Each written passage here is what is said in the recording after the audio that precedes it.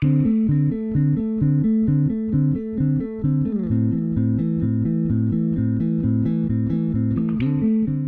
DITL agit en profondeur pour le développement durable. Par exemple, pour chaque fiche action de l'agenda 21, un référent est identifié dans chaque UD. Grâce à ces relais sur le terrain, les objectifs, les chiffres et les problèmes rencontrés dans l'application de nouvelles mesures sont remontés, analysés.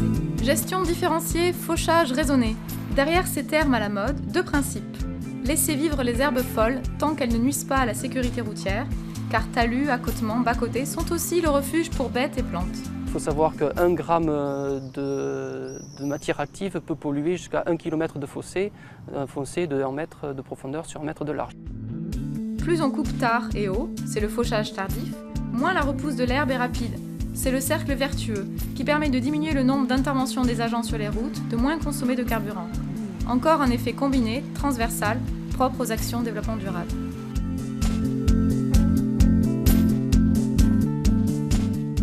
Alors l'unité départementale de la navigation utilise le désherbage thermique depuis 2 années. Ceci dans un souci de respect de la législation qui est en vigueur, qui interdit les traitements à moins de 5 mètres des points d'eau. Et deuxièmement, dans le cadre de la politique européenne sur l'eau qui fixe des objectifs de qualité d'eau à l'échelle 2015. Cette méthode a quelques contraintes, mais nous l'utilisons de façon très ponctuelle, c'est-à-dire sur les maçonneries de nos ouvrages, écluses, quais, pontons. Et nous devons par contre repasser plus souvent car elle est évidemment moins efficace que le produit mais a très peu d'impact sur le milieu. Les contraintes également sont liées au risque incendie. Donc nous ne pouvons pas utiliser cette technique en plein été par exemple, en période sèche. Mais par contre elle a de gros avantages, notamment vis-à-vis de la santé des agents qui l'appliquent. Encore une action combinée, le matériel d'épareuse est renouvelé à cette occasion. Les agents sont moins exposés aux effets nocifs des produits phytosanitaires, la faune et la flore locale des voies vertes sont reconsidérées. Il ne reste plus qu'à pédaler, se promener, poumons dégagés. Les métiers de la route ont l'air simples, on se méprend. L'enduit d'usure, comme la pose de peinture blanche pour la signalisation, sont deux activités techniques précises, pour lesquelles les conditions d'hygrométrie climatique sont primordiales. Au parc routier, on abandonne progressivement la technique d'enduit dit pur, qui demande une chauffe à 140 degrés minimum et qui est donc très consommatrice d'énergie. Monsieur Bourdins nous explique que ce changement de pratique était déjà en cours. L'agenda 21 a conforté le service dans son choix. Avec la technique dite tiède, on répand un mélange d'eau et de bitume à 65 degrés. Moins de chaleur, moins d'empreinte carbone. Cette année, cette activité a occupé 14 agents pendant 2 mois.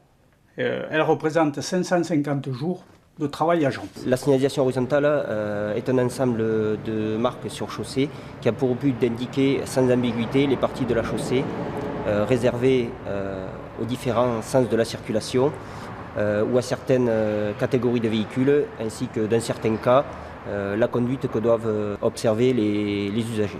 Les peintures blanches utilisées par le parc routier sont désormais sans solvant. Ce sont des peintures à l'eau. Elles ne sont pas moins visibles par temps de pluie ou de nuit. À efficacité égale, du développement très durable. À cette occasion, comme pour le fauchage, le parc s'est doté d'une nouvelle machine, plus moderne, plus confortable, puisqu'équipée d'un siège déporté pour le conducteur, ce qui lui évite de se contorsionner pour passer le produit sur le bitume. Alors, les produits évoluent en prenant en compte l'impact environnemental. Il y a aujourd'hui des peintures à base de coquilles d'huîtres et de résine de pin en cours d'élaboration. Donc les métiers de la route sont en constante mutation et demandent de s'adapter à ces nouveaux produits, à leurs techniques d'application, mais également de revoir notre organisation de travail. Bref, de l'investissement en matériel jusqu'au marché public et aux pratiques des agents, c'est toute la chaîne qui est impactée par le développement durable.